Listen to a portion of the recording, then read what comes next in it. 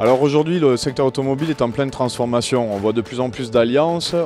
Tout le monde est à la course dans l'innovation pour aller vers les véhicules connectés et autonomes. Donc les constructeurs ont conscience qu'ils ont besoin de s'appuyer sur pas mal de startups de l'écosystème. Il y a des alliances qui se font entre constructeurs et équipementiers, mais aujourd'hui, c'est vrai que le secteur est en pleine transformation et surtout en plein mouvement. Ça, c'est une très bonne question parce que c'est un de nos enjeux majeurs. Le secteur automobile reste une oligopole avec peu de constructeurs qui sont sur les différents continents. Tout le monde se connaît, tout le monde essaie d'innover en interne et en externe. Je pense que la meilleure façon de faire bouger les choses aujourd'hui, c'est vraiment de pouvoir déjà être backé par des organismes et par des entités comme BPI France. On a également la chance d'avoir des gens comme le Car Studio aujourd'hui à notre capitale, qui ont un très bon réseau et qui mettent à contribution ce réseau pour accompagner les entreprises.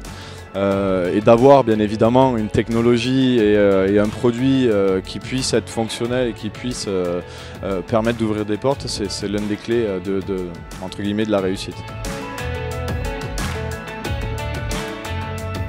Carfit a une histoire particulière parce que la société a été créée à Portland, en Oregon, avant d'ouvrir une entité en Asie puis en France. La France, pourquoi? Parce qu'on a quand même des tonnes de talents qui ont une valeur énorme, surtout sur ces problématiques d'intelligence artificielle.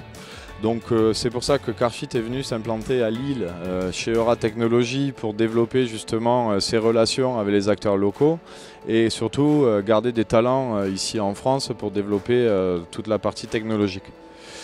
Bien évidemment, les levées de fonds sont un passage obligé pour continuer le développement à l'international.